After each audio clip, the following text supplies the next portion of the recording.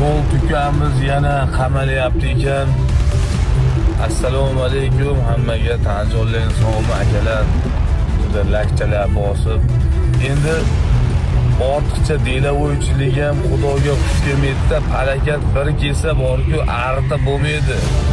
Kelaveradi, u palakatni yo'qotib bo'lmaydi. Yo'lga palakat yo'qdi. Uni qochirib bo'lmaydi. Endi u dunyodan bir qochirilmasa bu dunyoda qochirib bo'lmaydi. Nima deymiz endi? 4 ta farzandim bor ekan. Alloh mushkulini oson qilsin. Bir aytishgani endi kibr yomon narsa. Meni oilamni chiqarib, yo'lisiga qo'tag'ib.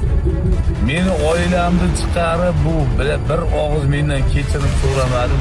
Biz oilaviy qarg'odik buni. Xudo ko'rsatyapti bunga. Xudo ko'rsatyapti Goldsenga. Kibrlanma.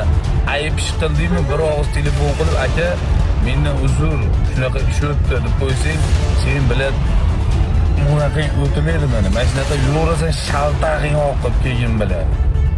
Mayli joning sog' bo'lsin, mushkulingni oson bo'lsin, mushkulingni oson qil endi.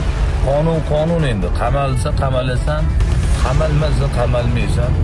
Sog' bo'ylar, salomat bo'ylar.